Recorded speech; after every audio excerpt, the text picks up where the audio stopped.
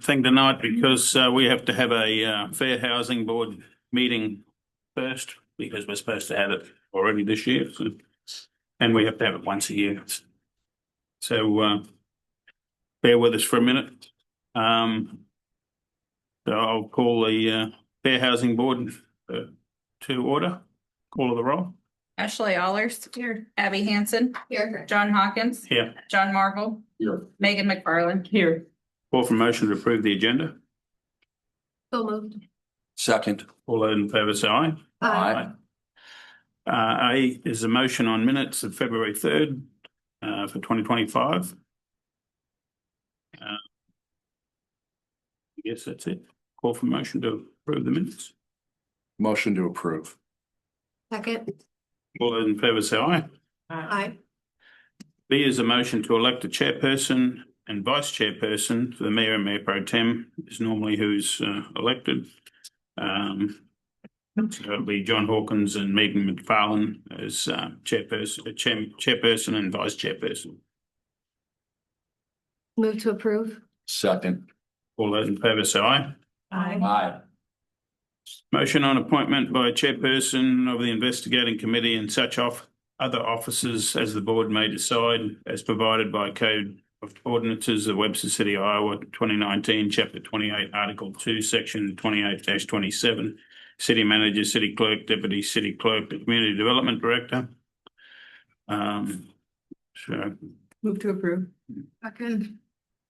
all those in favour, well, I better hang on, I better put them who they are. Committee members, John Herenstein, Sherry Simmons, and Errol Bethreen. So. Okay. All those in favour say aye. Aye. D, is any other matters to come before the board? No, nobody's really interested in the Fair Housing Board, so call for adjournment. Move to approve. Second. All those in favour say aye. Aye. Aye. Okay, we'll call the regular city council meeting to order. Call of the roll again. Ashley Allers. Here. Abby Hansen. Here. John Hawkins. Here. John Marvel. Here. Megan McFarland. Here. Pledge of allegiance.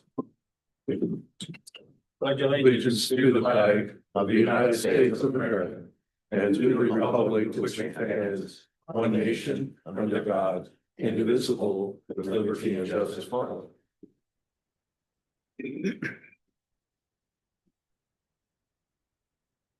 Okay, item 1, petition communications requests. This is at a time. We've got to approve the agenda. Yes, better do that. Call for motion to approve the agenda. Second. All those in favour say aye. Aye.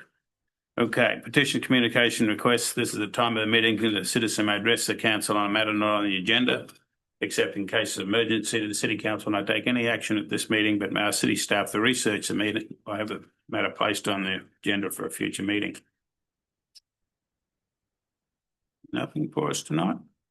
Item 2 is the consent agenda. The following items have been deemed non-controversial routine actions to be approved by the council on a single mention. If a council member or the member of the audience wishes to have an item removed from this list, it will be considered in its normal sequence on the agenda. I have A as minutes of January 5th. B is the claims and the fund list. C is reports, wastewater and electric, and water. D is the police department activity report for December. E is the fire department report for December. F is recommend approval for issuance of a beer and liquor licenses by the Iowa Department of Commerce for the following: renewal of a Class B retail alcohol license for Dollar General at 814 Superior Street, and renewal of a Class C retail alcohol license for Hamilton County Fairgrounds, not including the racetrack, at 1200 Bluff Street. And then we have an appointment of Ryan Rupiper to the Wilson Brewer Park Foundation Board for the city county vacancy for the term expiring 6/30/27. And that's it. Move to approve collectively. Second. All those in favour say aye. Aye. Okay. General agenda. A is a resolution approving the CMAR construction managing at a risk recommendation for the wastewater plant 133. Thank you, Mayor and Council. Our engineer, Darren Jacobs, is here. I'd like to invite him to the podium to discuss the item that we'll be considering at this point in time. There are two AIA documents that we seek your consideration of.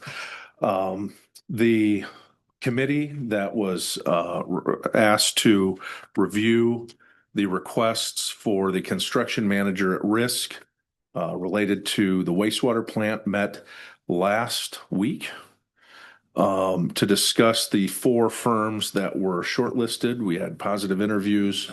It was the consensus of the committee to recommend to this body that Woodruff Construction of Fort Dodge be named to serve as the CMAR for this project. At this time, the contract for pre-construction activities was at a not to succeed amount of $70,000. However, Woodruff has indicated that they would also be willing to reimburse the city for those fees down the road, and Darren can speak a little more directly about it. And also, I will let or ask Darren to speak about the 2 documents that we are requesting you consider approval of. Yes, if you're interested in how this went along, as John said, we interviewed in person 4 shortlisted contractors and came to the conclusion and the recommendation that Woodruff Construction be pursued for a contract to serve as the CMAR for the project. And Woodruff has offered to serve as the CMAR for a contracted amount not to exceed $70,000, which would be actually rebated to the city upon signing a construction contract. So this actually would go in 2 pieces. The initial part is pre-design, where they get to sit with us and we go through how do we schedule this thing? What are the very specific things that we ought to do to really to save money and to make this thing affordable as best as we can? And then the second phase would be to get them on board to actually do the physical construction. So the contract that we have out today is an American Institute of Architects contract, which is an industry standard. And that is for the initial one up there is the A201. That's a general conditions contract, which is must do this, must not do that, which is not normally changed. Then the second one is the AIA 133, which is this is the specific activity we want a contract for at this time. Upon getting to the point where this goes into DNR for permitting, then we would go to another A133 that would cover the actual construction, including the not to exceed amount as we work through this with Woodruff. At this point, all you're signing would be the A133 for pre-construction work. If anybody has any questions, I'm definitely happy to answer it. Darren, of the 4, can you disclose who the 4 that you interviewed were, and were any of them Webster City? Yes, initially we had 8 and we shortlisted 4. One was Woodruff from Fort Dodge. One was Story Construction from Ames. One was Tricon from Dubuque. And one was Wendler, and they were from South Manna. And those 4 were the ones brought in for interview. Of the 8, was there a Webster City? There was. One of the 8 was Peterson Construction from Webster City.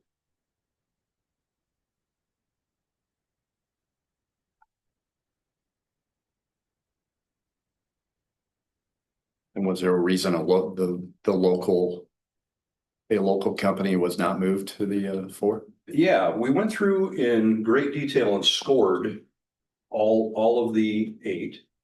And initially, we probably were thinking we would pick the top 2, but quite frankly, the top 4 were very close.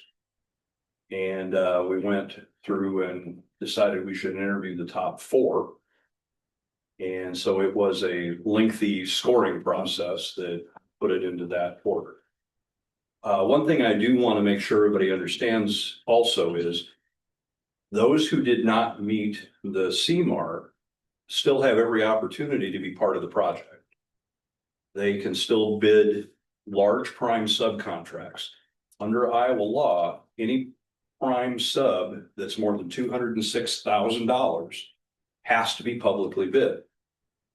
So that means that pretending if you had a mechanical contract for air conditioning and heating, that would have to go out to bid if it's more than $206,000. The CMAR can also provide a bid, but it has to be publicly bid. So in the short, no one is out of the project at this point. But these are the people who would lead the project. So then the 70,000 is rebatable, but that's only if we end up choosing their bid in the end, but that comes off of their bid or? So the next step is to get a guaranteed maximum price. That's really what we're working together to get. And we've been tasked to find something that costs less than $30 million total. And so working with the CMAR, we're going to work through and figure out what those pieces and parts look like, where they would be willing to sign a guaranteed maximum price to build. And then of that, for example, we would have to go out for bid on the electrical subcontract, which is substantial. The mechanical contract, which would be substantial. Concrete, on and on, roofing and things of that nature. The CMAR does not have to bid, for example, putting the woodwork in the corner like this because it's way under the 206,000. But anything over the 206 has to be publicly bid. Back to Go this, ahead. back to the scoring. Simple process? Is it a? It is not a simple process, I wouldn't say. It is a lengthy process, and everyone was asked for a certain parameter of things. Here's what you need to do, and send us your proposed. This is the important part. Under this law, it's qualifications not related to price. So everybody sent a packet, and most of them were, let's call them a half an inch thick. Here's who we are. Here's our experience. Here's our team. Here's our schedule proposed. Here's all the things that we bring to the table. And then going through that, you find the most qualified people based on projects in work, projects in the past, et cetera, et cetera. And then the next step at that point is to ask them for a proposal, which we also put sideboards on that. How many hours or how much activity do we expect? I'm going to make this up, but three in-depth cost estimates based on where we are, and a schedule in detail, et cetera, et cetera. And that's kind of the sideboards. Here's what we've got to have. And then all of those people put together a proposal, which is a cost. Here's how much it would cost for us to do this work. The cost is really not the driver, and it is expressly so under Iowa law. It is a qualification, and the cost can be used, but it is not the driver. We're all probably used to the public bid where we go out and we bid a street and the low bidder is who you must take. This law was specifically written to not be that. So the next part of that process was getting proposals. We got 4 proposals, one from each of those 4. And then at that point, it was still very difficult to decide who we ought to be thinking about. So we brought them in for physical interviews so that everyone here could meet the team. Who do I actually have to work with? And as I've told a number of people, you want to get somebody you want to work with, because for the next 3 years, you're going to have a roommate you didn't ask for. You want somebody that you can share the refrigerator with, and somebody who doesn't park in your spot in the driveway. So that's a really important piece. So the four that you narrowed it down to, they offered their proposals, not the eight. That's correct. Okay. That's correct.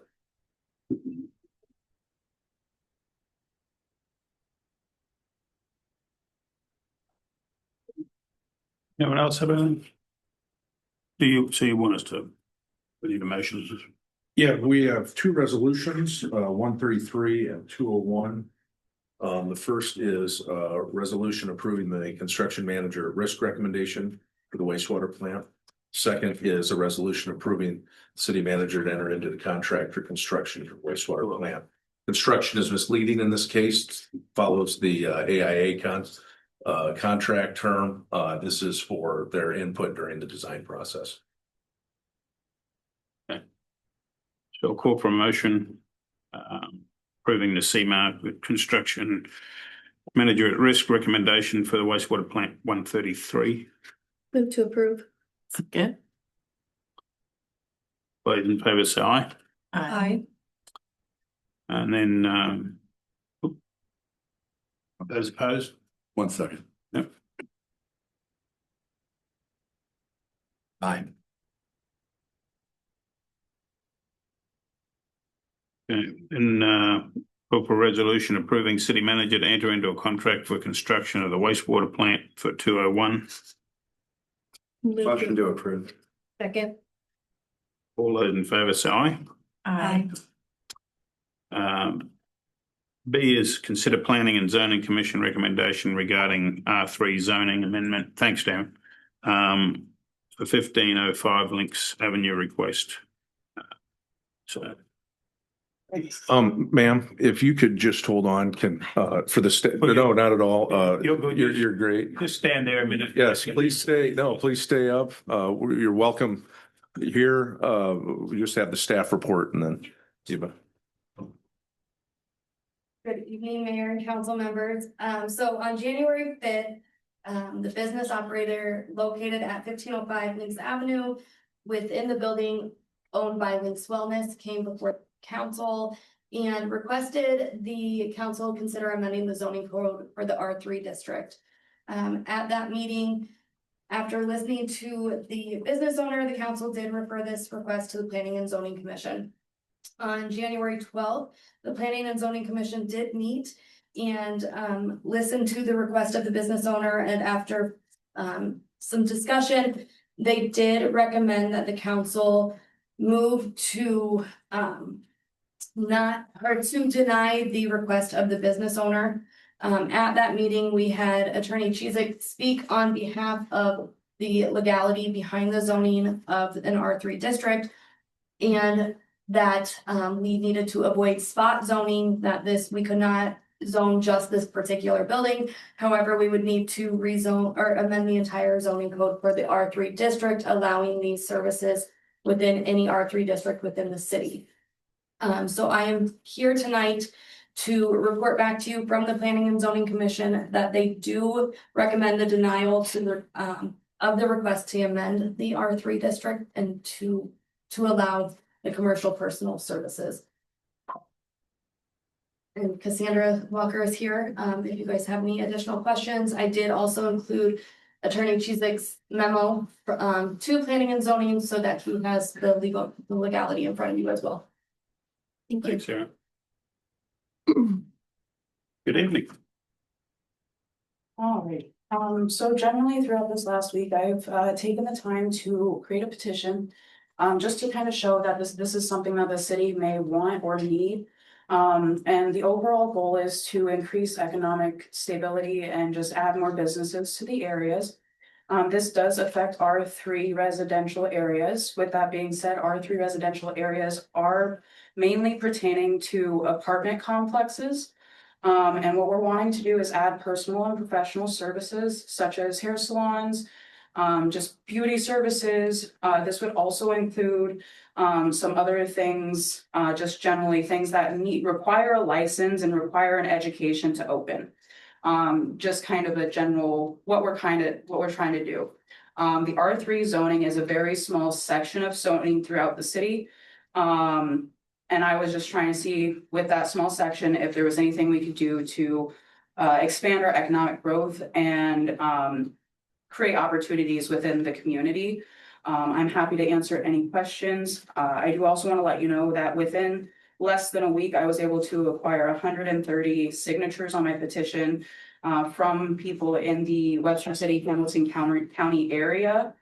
I know that's not a lot, but with the week that I was given, that's a decent amount. So if there's any questions, I'm more than happy to answer those.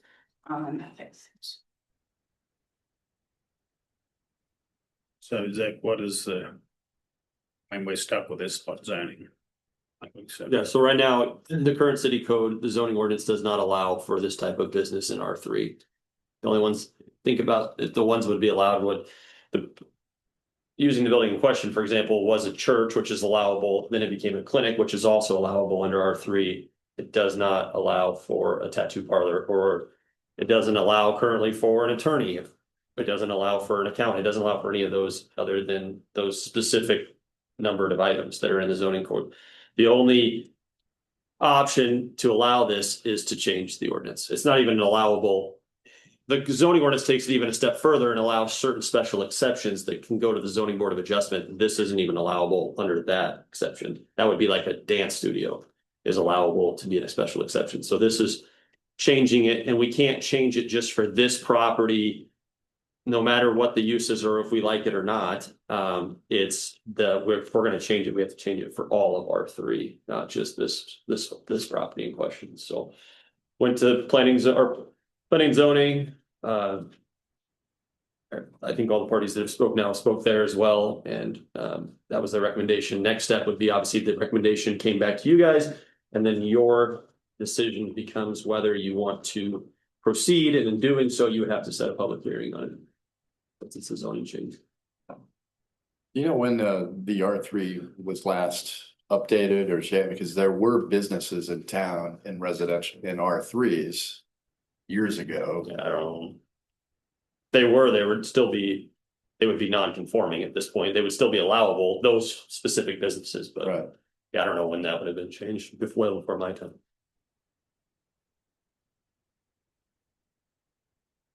Were you in business before? So you were, It was open for about 50 days before they. how many days? 50.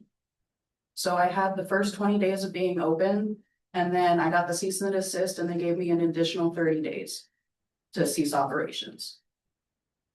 And did you know about the R3 before you went in? So when I went into it, I knew that the building was a commercial property. I honestly, I don't have money for a lawyer. So it was hard for me to go that route. Small business owners, it's hard to do that. So I personally did not know that there were going to be any zoning restrictions in that area because it had been previously a clinic. And thought process, it's a commercial building. It was a clinic. I need the sanitation for the business that I'm wanting to do. I've already had the business itself approved through the state. And I've had the health inspection done, which was also approved. So I've gone through everything but this final step. This is the only thing stopping me from opening in that building. Reopening. Well, yeah, reopening. Yep.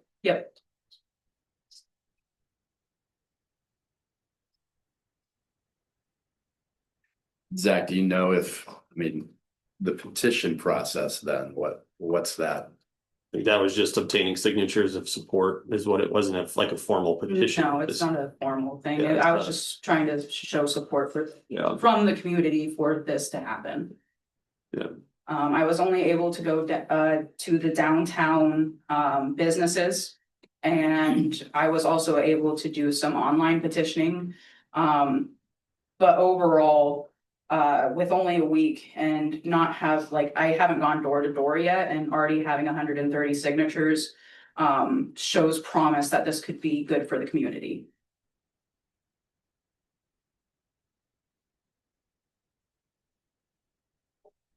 Well, I guess what would you like to do?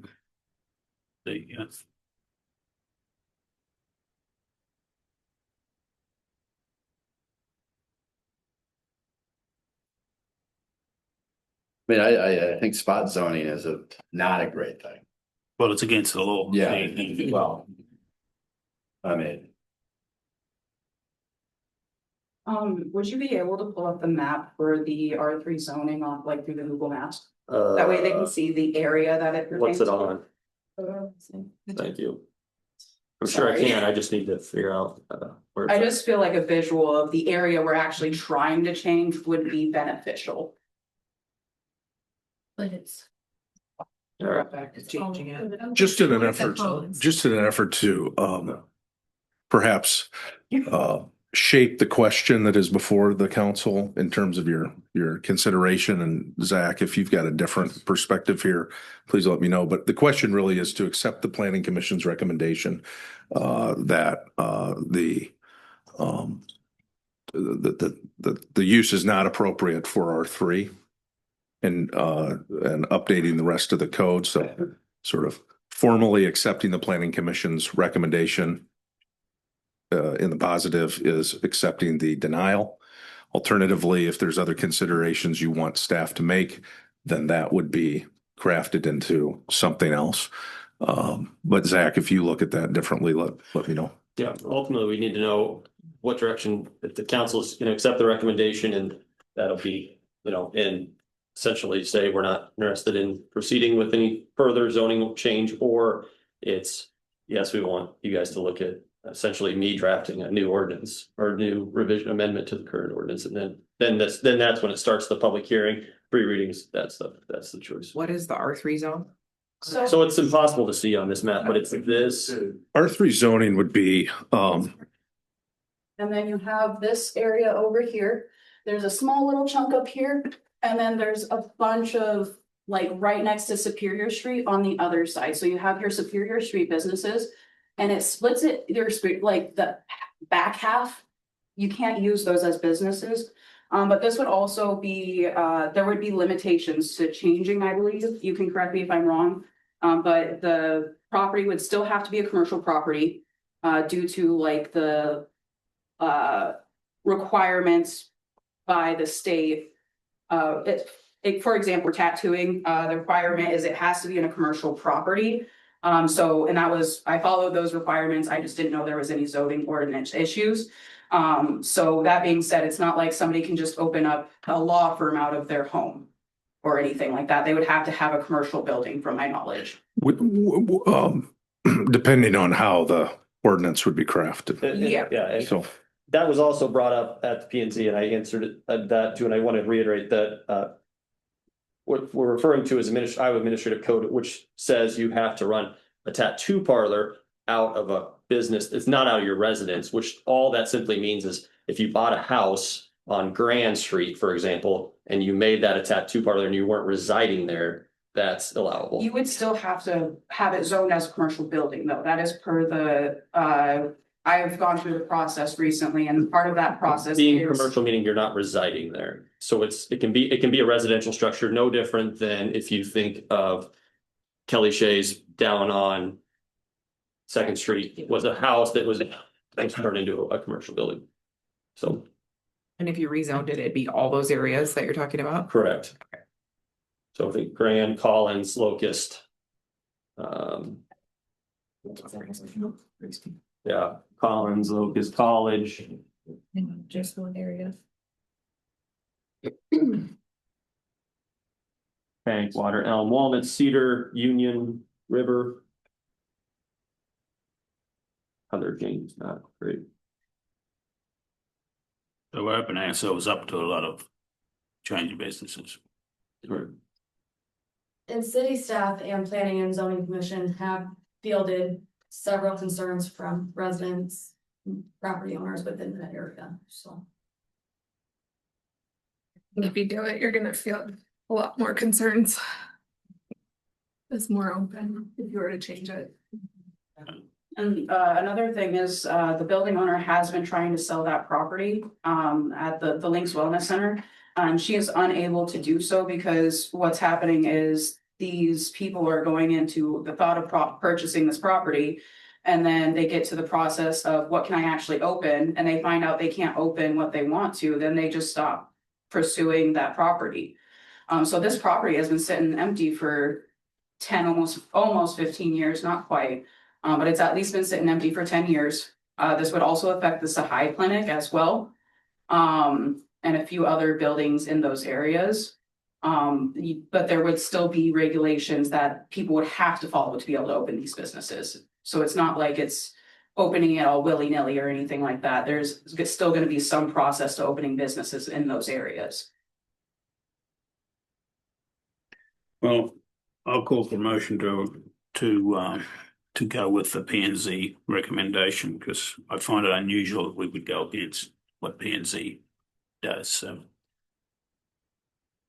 Yes, So you're moving for that motion. do we have a second?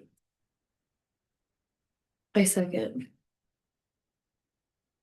So a roll call vote, if you like. Ashley Allers. Abby Hansen, Yes. John Hawkins, Yes. John Marble, Yes. Megan McFarland. Yes. Okay, so I'm sorry, but can't move forward with it. It's gonna be too much. Okay. That's clear, fine. Thank you. Welcome.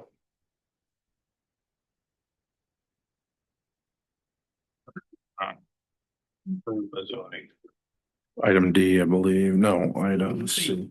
First reading of an ordinance amending the Code of Ordinances of Webster, City of Webster City, Iowa, 2019 by amending Chapter 46, Article 5, Division 1, Section 46-207, pertaining to all-night parking prohibited.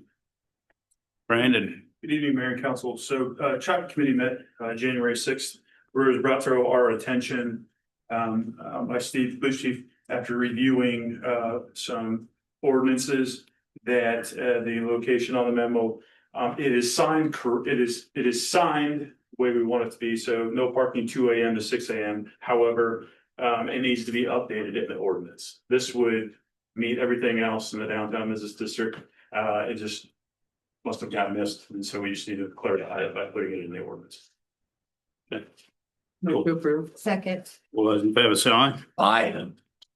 And then the first reading of an ordinance amending the Code of Ordinances of City of Webster City, Iowa, 2019 by amending Chapter 46, Article 1, Section 46-1 and Articles 4, Division 1, Section 46-150 pertaining to engine brakes and compression braking prohibited. This is down to me. Yeah, so Me personally is gonna, I will. Right. You Try not. I need to recuse yourself. Yeah. So this was brought to our attention from complaints regarding excessive noise caused by engine brake or Jake brakes along New Interstate 20. I guess you could also broaden this out by saying any other entrance or exit leaving town. So anybody not familiar with the Jake brake, it kind of slows down the engine without riding the brakes. John, you can probably take it from here, but it makes a loud kind of rumble noise. And so anybody that lives along, oh geez, I'm thinking of the road along Interstate 20, but anybody lives in these areas, it's more than normal than average homeowner in the center of town. So we discussed it. One thing we mentioned to the folks that brought it to our attention and talking this over with Steve, that, this is something that we would be willing to look into. However, this is something that we can't just permanently eliminate. We can't have officers sitting on the interstate, sitting at the entrances of town, writing tickets, doing that. So, but we understand kind of the inconvenience that it may cause. So we did agree that this is something that needs to be addressed. Those folks that also came understood that, like, hey, if you could just help us mitigate this a little bit, they would be happy. I personally reached out to the DOT. They did mention that anything along Interstate 20 or like Highway 7 that's all DOT right away, they would purchase the sign and they would install the sign at their cost. So that leaves your White Fox, your East Seconds, stuff like that we get purchased and put up ourselves at a minimal cost. So a lot of your other smaller communities and bigger communities are going to this, and so it's pretty common. And so it's kind of something we could do to mitigate that. Can I make a point of clarification, on the, not on your, Brandon, but, our fellow train enthusiast, Bob Oliver brought to our attention 1 through 5 on 46-1. I plugged that in, that's been in the definition of business district for a number of years. The railroads have changed. Correct me if I'm wrong, right? So when you're gonna approve tonight, if you approve tonight's first reading, second reading, you're gonna see like where it says Chicago and Northwestern Railroad, it's what now? Union Pacific. Thank you. So that'll change. Unrelated to Jake breaks, but you're gonna see, so we can clean the ordinance up, so. Thank you for the clarification, Zach. So I'm allowed to blow my air horn, but not my. How's it enforced? It's very difficult, that's what. That, I mean, it's, Well, I mean, you can really, yeah, you can, the guys that have taken them up was off. So, the as part of this, we requested that it be a scheduled fine. That'll be addressed in the resolution I'll come up for later. And then if an officer observes somebody, they witness somebody doing it, then they just write a traffic ticket. Yeah. That's how it would be enforced. And it's, there are guys out there that legitimately know they're causing trouble. I mentioned to me, there are people that just like to, Yeah. for the noise. Hear it all day long. Oh, yes. Sometimes it sounds like a helicopter. Yeah, it's pretty loud. Okay, we'll get a motion. motion to approve. Second. All those in favour say aye. Aye. Okay, item E is a resolution approving bidding for the East Twin Park Shelter Project for the concrete and plumbing. Brianne, Good evening, Mayor and City Council members. Before you this evening is a request to adopt a resolution authorizing the city manager to proceed with bidding a contract for the East Twin Park Shelter Project. This project includes the foundation and flat concrete work along with the installation of the plumbing system. The shelter structure was purchased from AV Creative last fall and will be delivered this spring. Bid documents will be issued tomorrow on January 20th with the bid letting scheduled for Monday, February 16th at 2 p.m. Construction will begin following award with a project completion deadline of May 15th. Once the project is completed, volunteers and city staff will erect the shelter and complete the electrical and roofing work. There are sufficient funds available for this project, including $65,000 in the fiscal year 25-26 capital improvement plan, along with funding from the Hotel Motel Fund, East Twin Park City Fund, Enhanced Hamilton County General Park Fund, and reallocated funds from the outdoor pool study and cemetery asphalt roads. The remaining, if needed, the remaining needed funds will be drawn from local option sales tax dollars allocated for the park improvements in the adopted budget. Staff recommends approval of the bid schedule, including the release of bid documents on January 20th and the bid letting on February 16th. Motion to approve. Second. all those in favour say aye. Aye. And of course, this means we'll be looking for volunteers here in the spring to erect this thing, so. Thank you. All right. Resolution authorising the city manager to proceed with the purchase of a snowplow truck, dump box and plough from Reese Truck and Trailer and Henderson Products for $272,505.30. Good evening, Mayor and Council again. So the truck we are looking to purchase is a single axle, medium-sized truck chassis with a stainless steel dump box, front plow, side wing, mid mount, which we don't have, and that's helped get things done quicker. Tailgate spreader, which is also to utilize the dump truck in more fashions than just salting and for snow use, and then also Horse America Hydraulics. We sent the truck chassis out to 10 different vendors. We only received 5 back. As far as the box, the dump body vendors, we sent them out to 4 different vendors and we only got 1. Starting with the truck chassis, we received one from Truck Country, from Freightliner out of Cedar Rapids, Housby Mac in Des Moines, Ascendance International in Des Moines, Reese Truck and Trailer out of Fort Dodge, and Midwest, Peterbilt out of Des Moines. The two lowest bidders, lowest bidder was International, with the second one being Freightliner. With that being said, they did not meet several of the bid specifications. The most significant bid specification, in our opinion, was the 11-liter engine. Right now, those two vendors spec'd a 9-liter engine. You will call it L9. What that means is they bid a smaller engine, and what they do is they tune it up or boost it up or put a chip in it. Here we go, John. You probably know more about this than I do.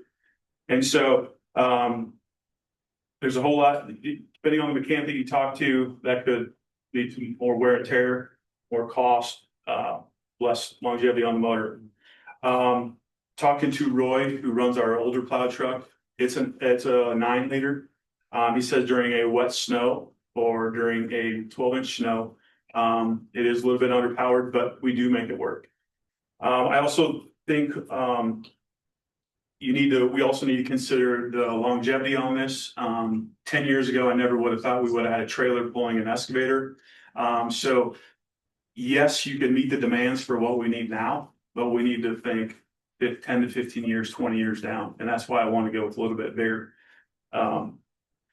So with that being said, that's why we want to choose Reese Truck and Trailer out of Fort Dodge. Mac, we talk to anybody, they have a long-standing reputation for dependability and durability.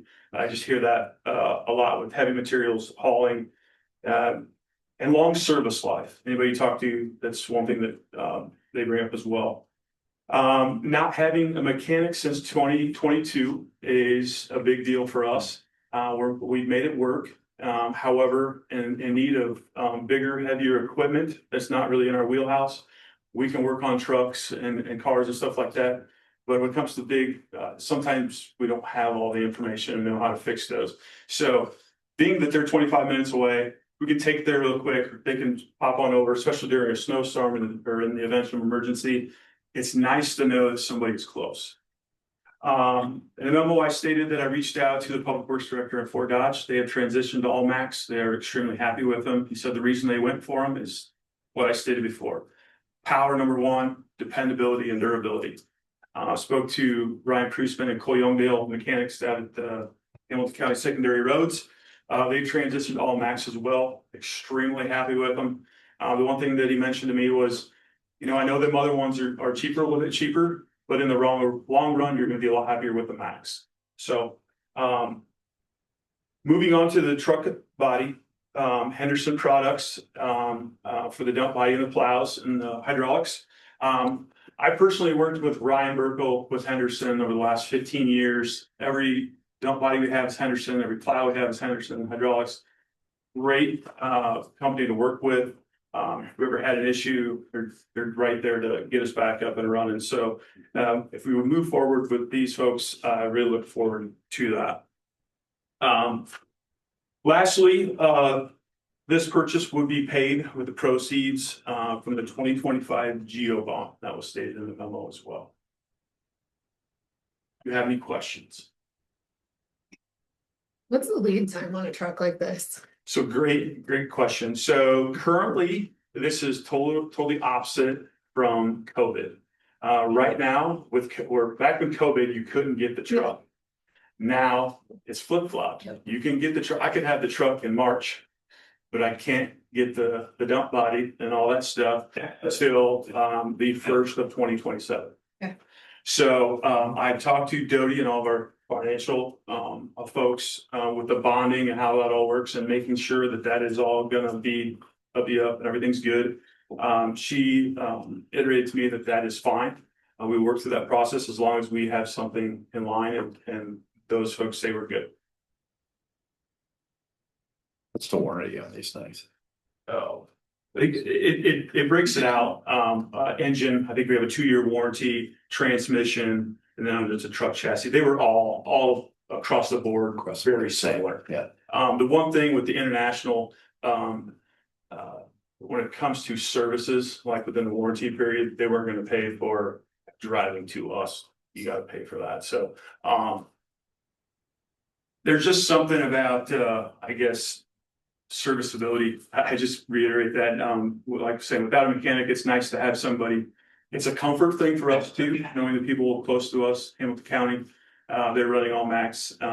They bailed us out on a few issues. It's great to have a good working relationship with them, so it's kind of a comfort thing.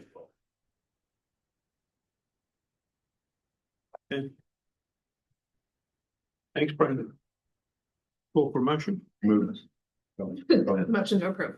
Second. All those in favour say aye. Aye. Item G is a resolution amending the resolution number 2025-076 pertaining to fees adopted September 2nd, 2005. Zach, did you want to? Oh, Steve's going to.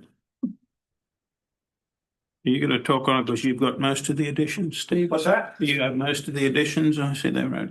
Yeah, so, Council and Mayor, this was something, once I started here, started working with Zach Cheezick about, writing local citations instead of, state citations. So after working with Zach and doing a little homework, there was some housekeeping issues that were discovered. Nothing was really wrong, just, there's moving parts to this. This is step number one. While we were going through it, our traffic violation, which is 46.2, has 176 traffic violations listed. And that's all we had. What's that, 10 or 15? So while we were biting off on this big project, we went ahead and updated a lot of stuff. Also in there, in anticipation of the Jake Break ordinance, very last one is the fee for the Jake Break ordinance if it gets passed. And then once it passes, then I'll work with the clerk of court to get that put into our system. Like I said, this is step one. Step two is getting it entered with the clerk of court, and then the clerk of court will communicate with the state of Iowa, who runs our computer program, and then we can start writing local citations instead of state citations. So just kind of a cleanup thing. Yeah. Thanks, Steve. Full promotion. Move to approve. Second. All those in favour say aye. Aye. Okay, item H is consider request for business incentives for Brew. Thank you. We have the. Yes, thank you, Mayor and Council. This item is reviewing a business incentive request by Brew Oil. And as mentioned, we are fortunate to have the owners and contractors of the project here tonight to answer any questions. We apologize for not including the 3D renderings in the packet, but we have included them so you can take a look at what the proposal is for the project. In summary, the city's received an application from Royal Brew Group for redevelopment of 407 Kloss Drive.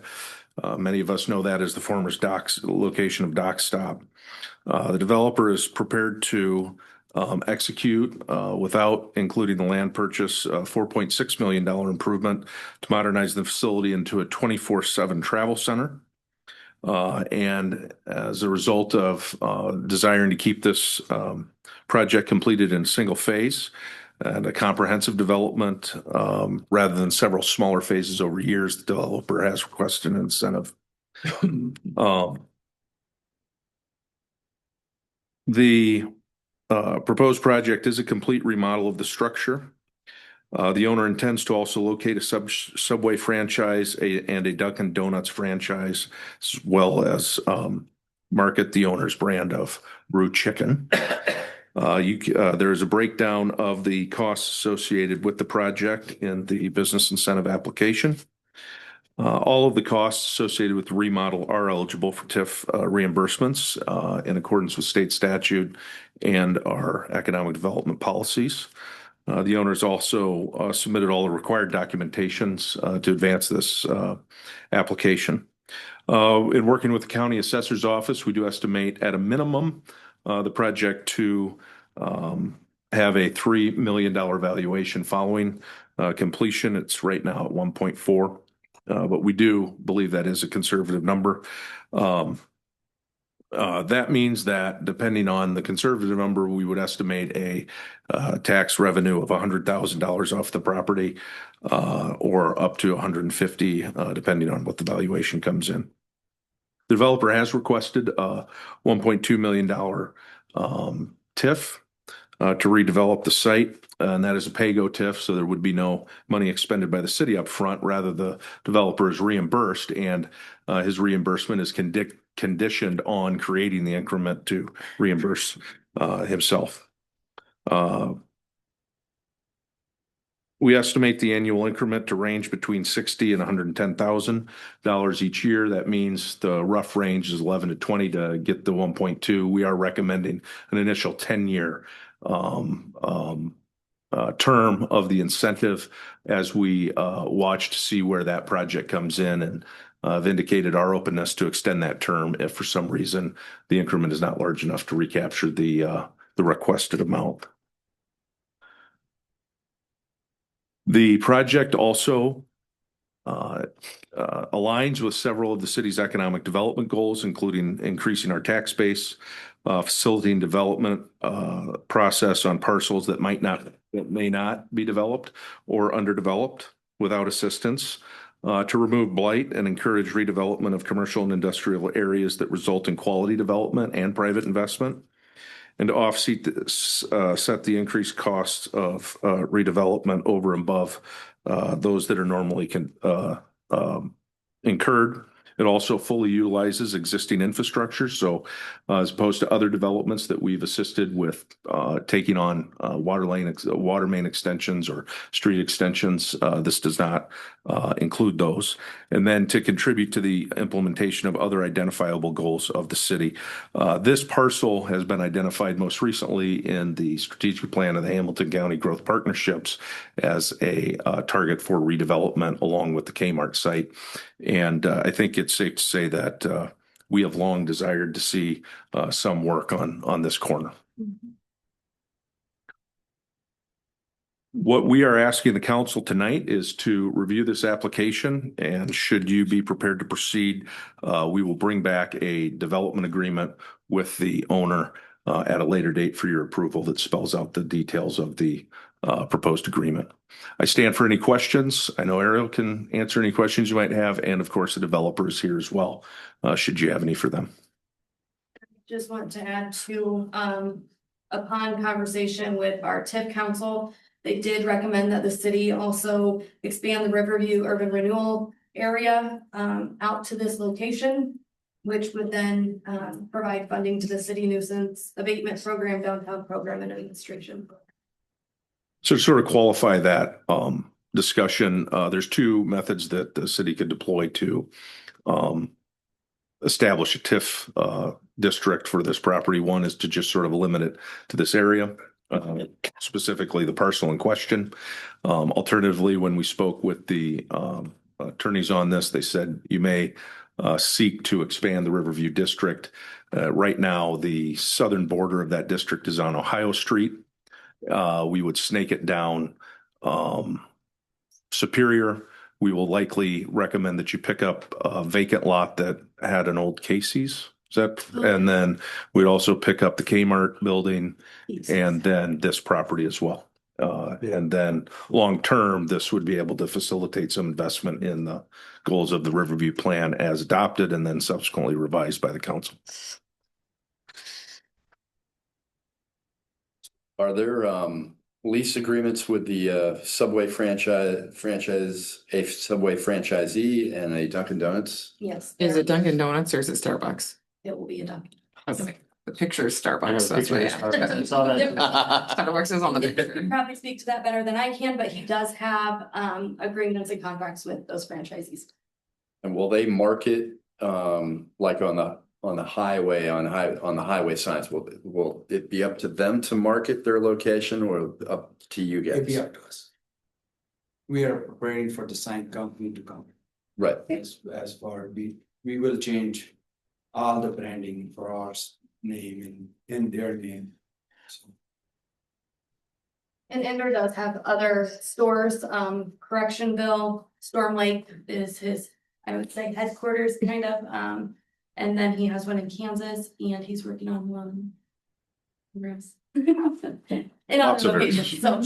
No,